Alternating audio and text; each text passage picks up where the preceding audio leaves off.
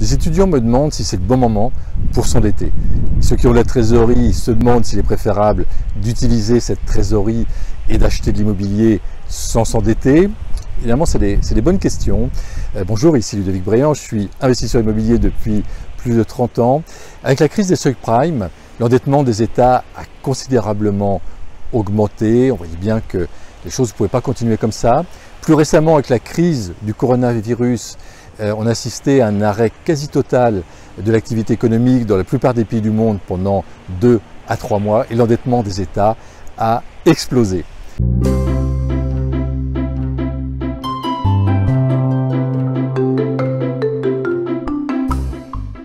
Alors il va falloir rembourser cette dette. Il y a plusieurs possibilités, j'en vois 3. L'augmentation de l'impôt. En France, on n'en prend pas le chemin. Le reset, le grand reset, on remet les compteurs à zéro et on ramène à zéro l'endettement des États, pas l'endettement des particuliers ou de certaines entreprises, mais l'endettement des États, ou un retour à une inflation forte.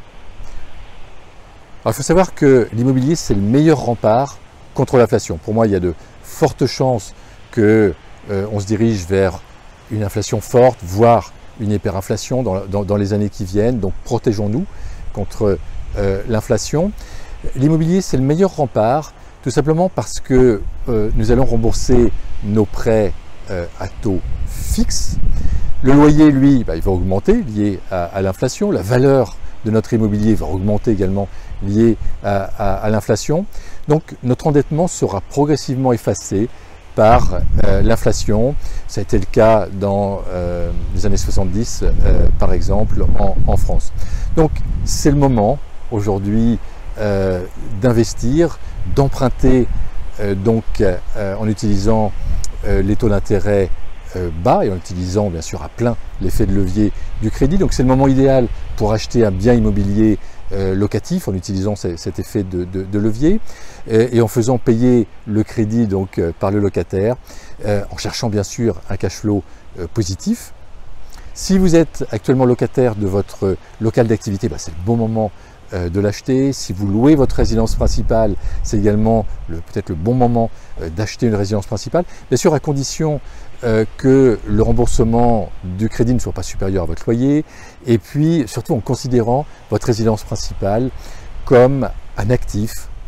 Donc plusieurs possibilités pour ça. Vous pouvez revendre donc votre résidence principale après avoir fait des travaux et après y avoir habité un certain temps.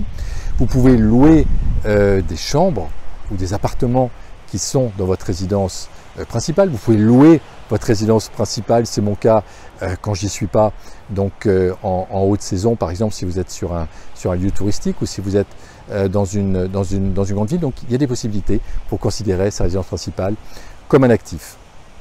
Donc autre possibilité, si aujourd'hui vous souhaitez régénérer de la trésorerie, vous manquez de trésorerie mais vous avez des actifs immobiliers, ça peut être le moment de se faire refinancer et d'utiliser donc les taux d'intérêt bas. Par exemple, si vous avez un bien immobilier qui est payé, eh bien vous pouvez, ou pratiquement fini d'être payé, eh bien vous pouvez le vendre à une société qui vous appartient également, et en le vendant à cette société, alors vous allez payer bien sûr des droits d'enregistrement, mais vous allez récupérer de la trésorerie, peut-être à titre personnel, et cette trésorerie peut vous être bien utile pour vous servir d'apport dans une autre opération immobilière ou pour acheter d'autres actifs. Donc oui, c'est le bon moment pour s'endetter, c'est le bon moment pour emprunter en restant prudent bien sûr, sans se mettre à risque sur les opérations immobilières que vous allez réaliser. Donc c'est par exemple éviter le centre des grandes villes où les prix sont très élevés aujourd'hui, privilégier sur l'immobilier rural ou l'immobilier dans les villes secondaires où le prix au mètre carré est bien moins cher, la rentabilité est meilleure. Bien sûr, aller chercher un cash flow positif et identifier surtout un bien auquel vous allez donner de la valeur, peut-être en faisant quelques travaux, en faisant une division de ce bien en agrandissant ce bien, en faisant une surélévation de comble par exemple, un aménagement de comble, une surélévation de l'appartement ou de la maison. Il existe des possibilités pour donner de la valeur donc à notre immobilier. Donc c'était Ludovic Bréant qui vous aide à investir pour cheminer vers la liberté financière. Si vous n'êtes pas encore abonné à la chaîne YouTube des Entrepreneurs Zen, bien sûr faites-le dès maintenant. N'hésitez pas à partager cette vidéo, elle peut être utile à certaines personnes. N'hésitez pas également à commenter. Moi je me ferai un plaisir d'interagir. Qu'est-ce que vous en pensez?